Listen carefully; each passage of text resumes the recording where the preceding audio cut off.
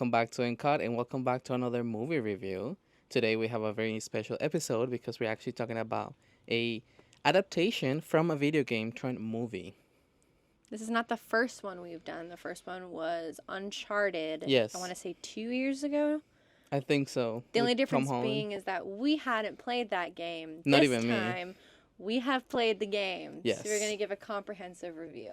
It's funny 'cause I think for Uncharted we brought in James, Yes. which had played the games and was a big fan of the games, but we hadn't personally played it. Yeah. For this one, I mean, you tell the story better than me because you know more.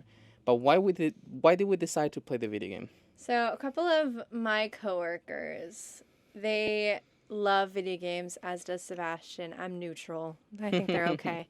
But this one was different because it was... How would you refer to this game? It's like What's a the title of it? interactive story, pretty Yeah. much.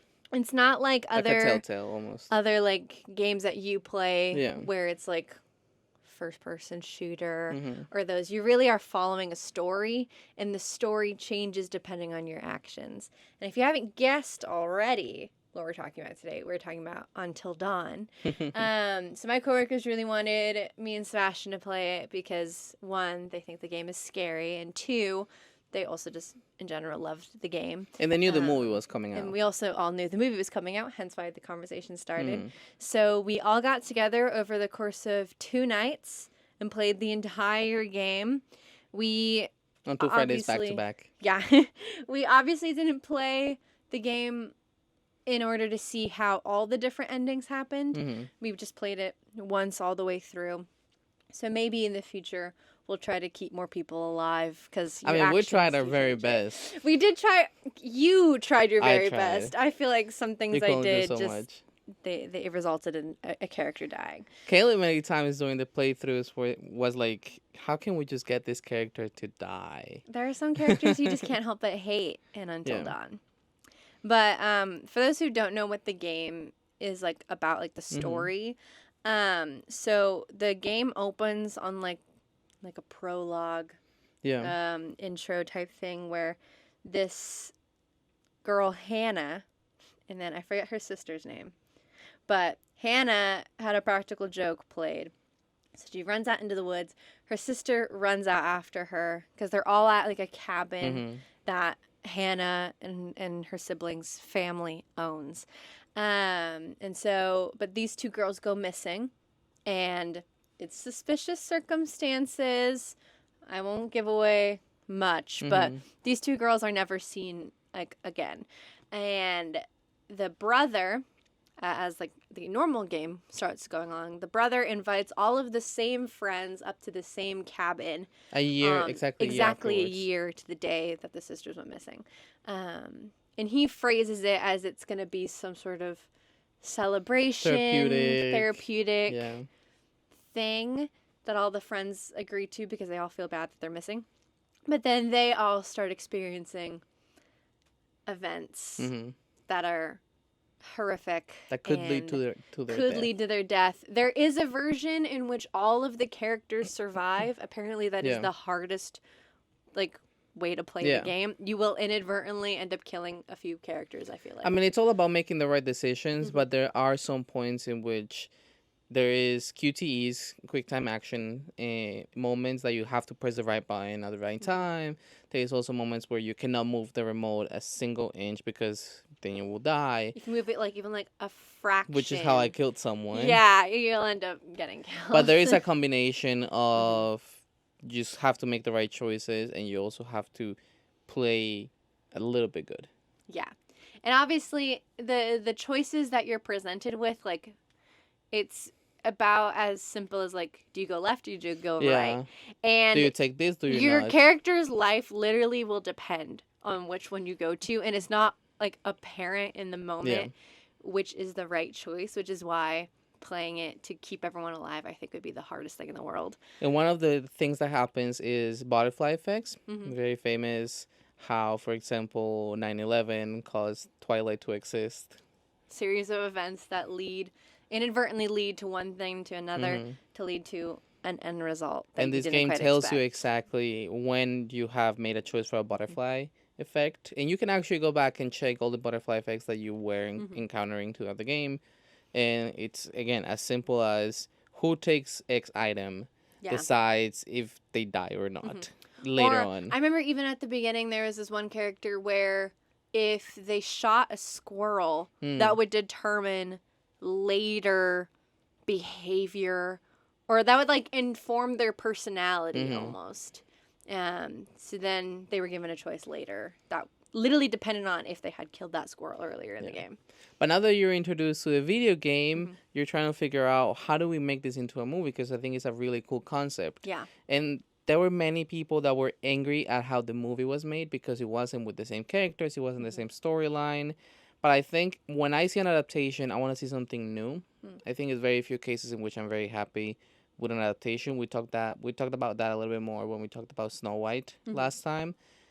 In this moment, it was very fun because how do you make a movie about a video game where your choices changes how it affects your life? Unless you do like a Groundhog Day Right.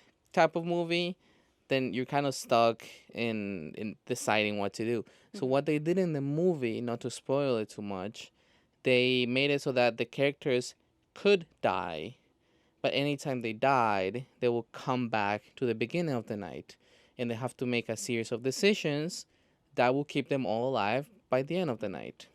But the main thing too with that is that their circumstances did also change and evolve. So every time they were unsuccessful in staying alive for the whole night, another set of issues would present itself. So it wasn't exactly like the same events they were trying to Like more things get will out present of. themselves, and it was also a note to the video game because, spoiler alert, skinwalkers are in the video game. That's the main monster. Yeah. Which then they're also also- is almost, I think you can consider it the main It can also be the monster main of the one, yep. movie as well. Yeah, there's a lot of back and forth, specifically with this character called the therapist. Yeah. I did not expect him to be in the movie movie. because you don't see him in the trailer at all. Mm-hmm. But it was really interesting how they took that character and used it. They made him more of a villain, whereas in the game, I was confused as to why we were seeing a therapist at these random moments to In the begin video with. game. I was like, who is this guy? Like, But it was fun. It was like a fun. chapter, Mm-hmm. like something to change up the pace. Yeah, and it informed you when you're on the next chapter of the game. Like you cut to your meeting. Oh, because because that's one of the other things, and our friends were telling us that this video game initially was gonna be released by chapter, and like one chapter every week or something like that. And there is, I think, 10 chapters, and they ultimately decided to scrap that. But it's still very much like a like a show. You see one chapter, for the next chapter, you get a preview of what happened in the previous chapter, and then you move on. It's very fun, very like that.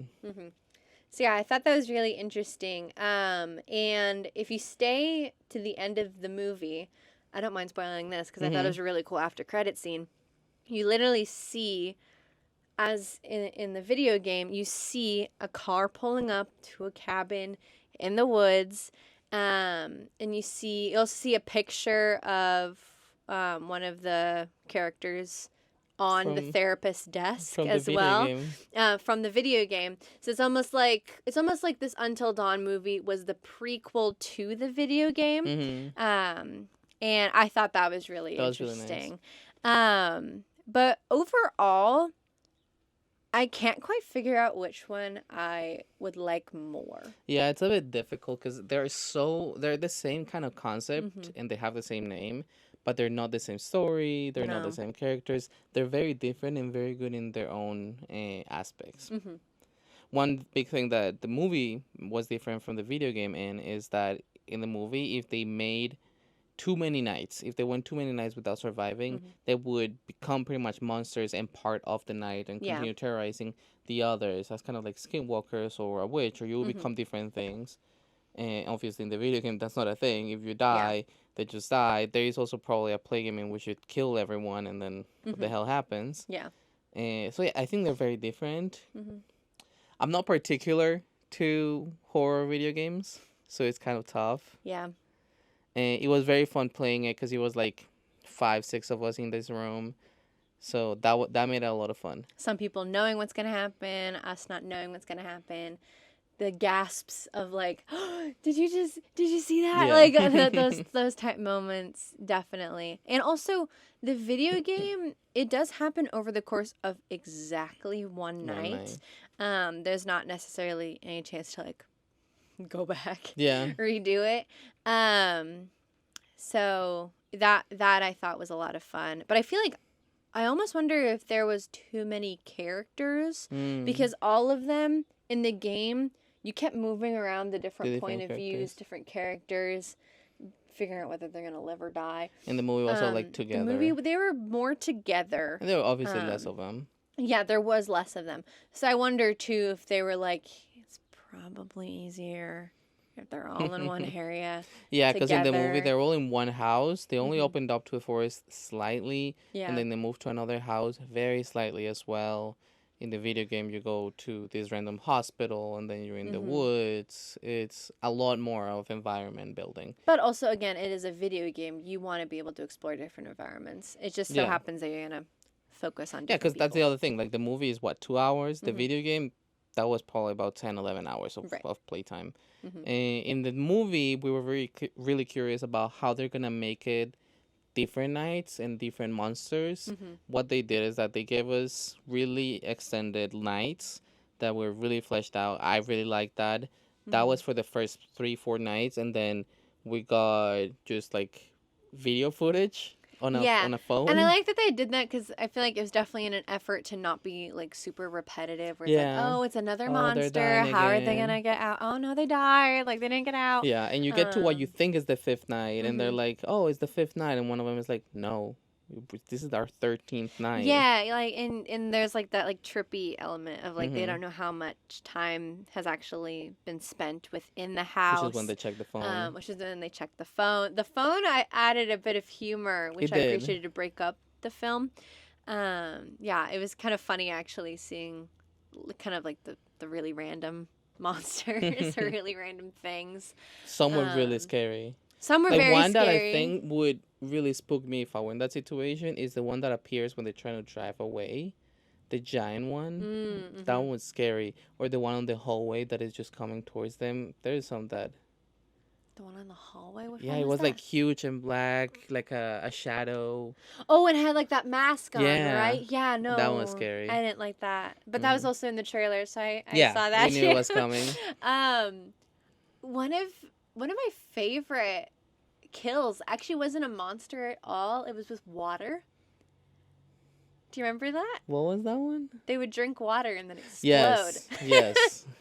Which, what happens with that? Yeah. So it's just like, I thought they added creative stuff. But like I said, like Skinwalkers, that becomes the main monster they deal with at the very end, which is a direct tie-in with the video game. But I like that we did get some alternatives. A couple particular moments that were really scary is the one at the beginning where she gets possessed. Yeah. That was really scary. But then the one where the sister is just chilling at home. We're seeing a flashback of her with her sister. Her sister leaves. She goes to open the door. There is a monster. So, okay, to preface this as well, when did this movie come out in correlation to when we went to go see it? So let me give you... when we went to see it. Okay. Because I don't think we saw it too long after it had come out. No, definitely not. It was released on April 25th, 2025. The video game was actually released in 2015. So 10 years exactly after that. We saw it on April 27th. So like opening weekend. 2 days, yeah. Okay. So we saw it on a Sunday night, like 10 o'clock showing. Yeah. So I can't, I'm surprised at how dumb we are because I was shocked that no one else is in the theater. Oh, why would anyone else be in that theater? It's a 10 o'clock showing on a Sunday night. The thing is, people she came out of work Monday. and we could have gone to a 5 p.m. showing or 7 p.m. showing, but she wanted to come home and take a nap. So we were did like, the 10 o'clock showing. And we were the only ones in the theater. And we were screaming. Like, we actually were, like, terrified because you were alone I would in look the at the corner of dark. my eye and some things will be moving. Oh, you were psyching yourself Yeah. out? Oh, my goodness. Yeah, no, that was a bad decision. It made the jump scares scarier. Yeah.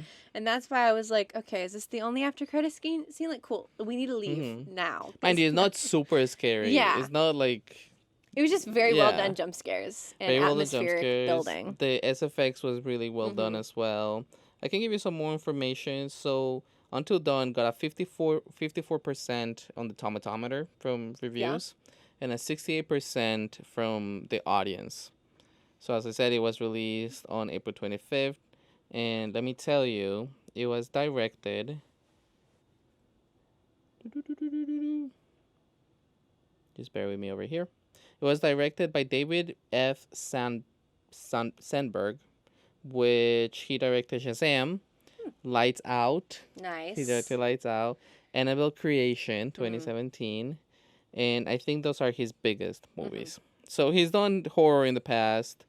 I really like Lights Out. It's a great movie. Lights Out really did bother me as well. And he has a couple other shorts, which if you know anything about Lights Out, it was a short before. Yeah. It was a movie. But he did not write it. He's not put in the writer's list for the movie. For what? For Until Dawn. Well, yeah. That is what ends up happening all the time. And then the video game was released in 2015, developed by Supermassive Games and published by Sonic Computer Entertainment. Not bad. Yeah. I mean, I guess I'm not surprised that they didn't want to do a direct adaptation. Yeah, because it would be tough. And I also feel like there's so much nuance with the game that you don't want to give it away because there's three main villain monster things. Like, I know you mentioned the Skinwalkers, but there's so much more to that. And if you were to do a storyline of the video game, which one do you pick? The one where some die, the one where all die? Or do you... like, which one do you even highlight? Because there's so much that happens with a particular character. The brother. Yeah, because it almost have to be like an anthology series. Yeah. Like, there's almost just, like, too much. And yes, Skywalker is really good, but there's really good stuff that happens with the brother of the siblings that went missing. There's really interesting stuff that doesn't even get touched upon that much in the video game with this random guy in the woods with a flamethrower. Yeah. So, like, how much could you actually include? But I understand how if something is based off something, you would expect it to be a little bit closer. Yeah. I personally still liked the movie a lot. I still really like the movie. I think the video game deserves a show treatment. It deserves to be made a full-on show with 10 episodes, 1 hour each, like the chapters in the video game. Yeah. But the movie itself is a different thing. I think if you like Until Dawn, but don't care much about the story being different, you're going to enjoy this movie. Yeah. Just looking at my Letterboxd, I gave it a 3.5 stars on Letterboxd. Really? Yeah. Why 3.5 and not 4? Because I think it goes back to the point of, in retrospective, it's not the scariest movie. It's not a super spooky movie. A 3 is more like a mid movie. This is beyond a mid movie. This was a good time. I will watch it again probably with some friends. But 4 has to be something better. Because let me tell you, I gave Hell House is also a 3.5 for me. So it's in the same realm of scary. It's difficult for a horror movie for me to be up there. Talk to Me got a 4.5. Wow. Yeah, because that was scary. So I don't know. I don't know why I didn't give it a 4. What about you? I can definitely understand your reasoning, specifically with this one, because I feel like what was most interesting to me was, like, the lore. And obviously I was, like, scared in the theater, but I have been even more scared. Like, this isn't one of those films that's gonna, like, stick with me, like, remembering the monsters. The circumstances, it was what made it more scary. Being alone in the theater at 10 p.m. Exactly, yeah. But, like, if I were to, like, put it on the TV, I would just be interested in, like, the lore. Again, I really like how they brought the therapist and gave him more purpose. Yeah, that was a lot of fun. He doesn't have as much purpose in the game as he does in the movie. So, like, those aspects I really enjoyed, I think, more than the scares. I think the story itself was very well made. And the acting was really well done as well. It wasn't tacky. And I don't think I've ever really seen any of those actors before. No, I didn't recognize any of them, so that was really cool getting to see new people. But what would you give it out of 5 clapping boards? I guess like a 3.5. Yeah. It feels low, but like I also... It feels low, but it feels right. Yeah. Like, why would it be a 4? Yeah, 3.5. Yeah. Let us know in the comments what your clapping board rating is out of 5. But overall, just know that this is a movie that we do recommend you watching. Yes, it was fun. Not... It's closer to if you like the Texas Chainsaw Massacre than if you like The Orphan. Interesting back and forth. Yeah, because it's more gory than spooky. It's like tense on the sense of like you could die at any moment. There is a lot of gore. Yeah. Now that you say that, yeah, there is a lot of gore. It's a lot of blood. It's not. It's not a psychological horror movie. Yeah, no, the monster's clearly there. Yeah, attacking you, and you're gonna die. So you're gonna do something. That makes sense. Yeah, well, let us know what you think. Make sure to like and subscribe so you can get more content like this. Right now, we actually don't have any interviews scheduled. We're just hoping to come to the right movie to get more people out and about. But it's always really fun to come back and do a little bit of movie reviews. And you can follow us on all social media, almost. You can follow our podcast on Instagram at @NCutThePodcast. You can follow me as Sebi.mp4. And you can follow me at Caitlin.mp4. If you're listening to our podcast right now on one of your podcast platforms, just know that we're also on YouTube as That Film Couple. And if you're on YouTube right now, you can find us on any podcast platform, audio only, as NCut! You can also follow us on Twitch as Sebas1K. And last but not least, I think that is it. Did you say TikTok? Did I say TikTok? I didn't say TikTok. You can follow us on TikTok at That Film Couple. I think that's it. I think that's it. Yeah. Thank you so much for being here one more time, and we'll see you in the next one. And cut!